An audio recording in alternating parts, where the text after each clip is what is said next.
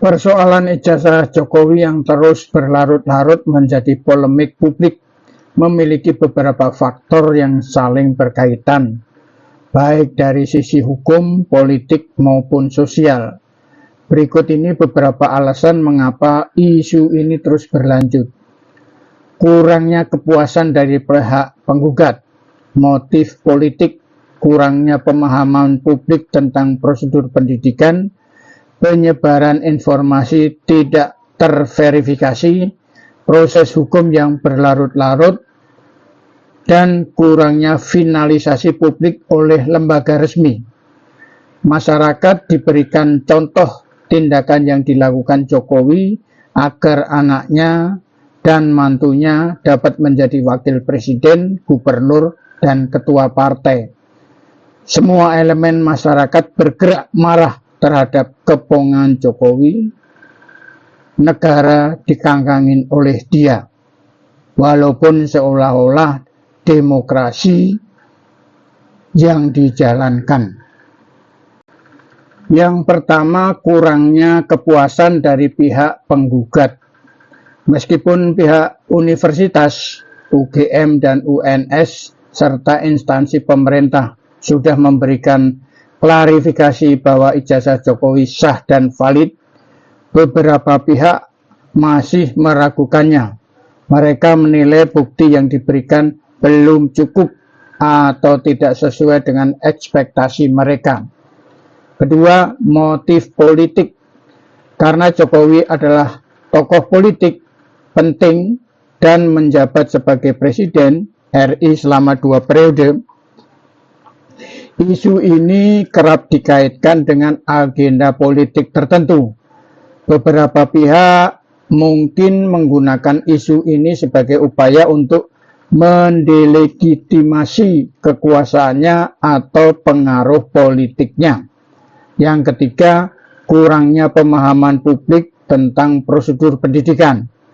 Sebagian masyarakat mungkin belum memahami prosedur administrasi kampus atau arsip pendidikan, sehingga muncul kecurigaan ketika ada hal-hal yang tampak tidak biasa, misalnya perbedaan format ijazah, cap, atau tanda tangan. Yang keempat, penyebaran informasi tidak terverifikasi. Media sosial dan platform digital memudahkan penyebaran opini dan hoax.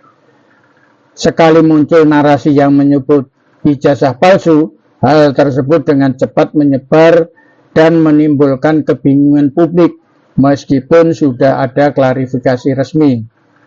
Yang kelima, proses hukum yang berlarut-larut. Tuntutan hukum yang diajukan ke pengadilan terkait dugaan pemalsuan ijazah menyebabkan kasus ini terus muncul di media. Meski berkali-kali gugatan ditolak, muncul gugatan baru atau banding sehingga publik kembali menyorot masalah ini. Yang keenam, kurangnya finalisasi publik oleh lembaga resmi. Meskipun instansi terkait sudah memberikan klarifikasi, mungkin belum ada langkah komprehensif dan tegas dari lembaga negara, misalnya KPU, Kemendikbud, atau Mahkamah Konstitusi, yang benar-benar menyelesaikan persoalan ini dari perspektif hukum dan komunikasi publik. Mari kita lihat timeline kasus ijazah Jokowi tahun 2019 sampai 2020. Isu tentang keraguan keaslian ijazah Jokowi pertama kali muncul di media sosial dan forum-forum tertentu. Tidak terlalu mendapat perhatian serius pada awalnya. Tahun 2022, Bambang Trimulyono, penulis buku kontroversial, secara resmi menggugat keaslian ijazah Jokowi ke Pengadilan Negeri Jakarta Pusat. Ia menuduh ijazah SD, SMP, SMA, hingga universitas milik Jokowi palsu.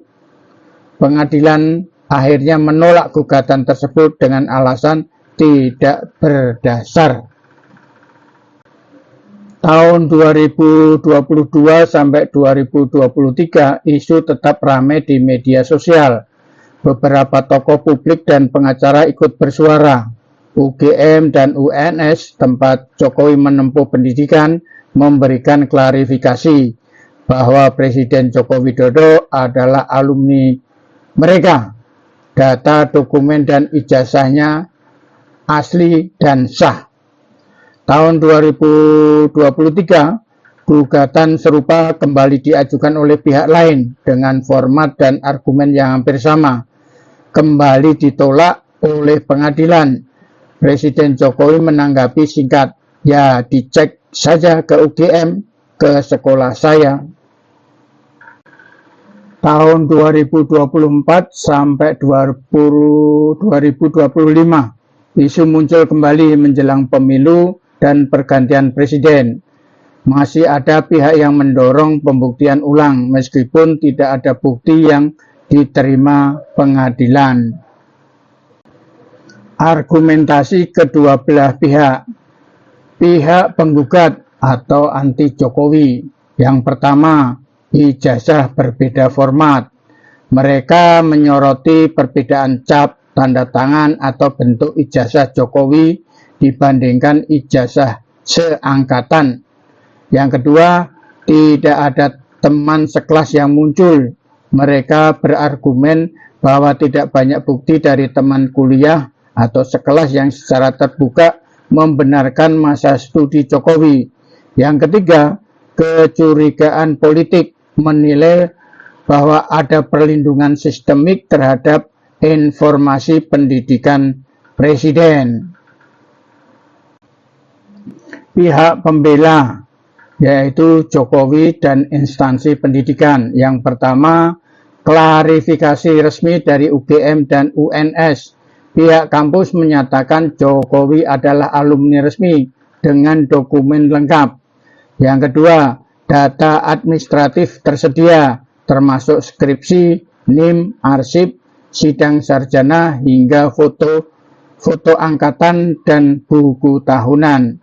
Yang ketiga, putusan hukum. Gugatan penggugat selalu ditolak oleh pengadilan karena tidak memiliki bukti kuat. Yang keempat, motif politik. Menilai bahwa isu muncul kembali karena ada motif politik untuk menciptakan ketidakpercayaan publik.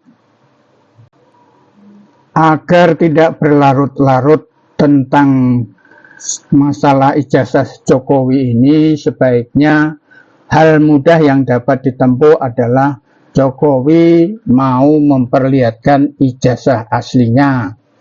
Yang berikutnya adalah dilakukan uji karbon di luar negeri untuk mengetahui keaslian ijazah tersebut. Terima kasih.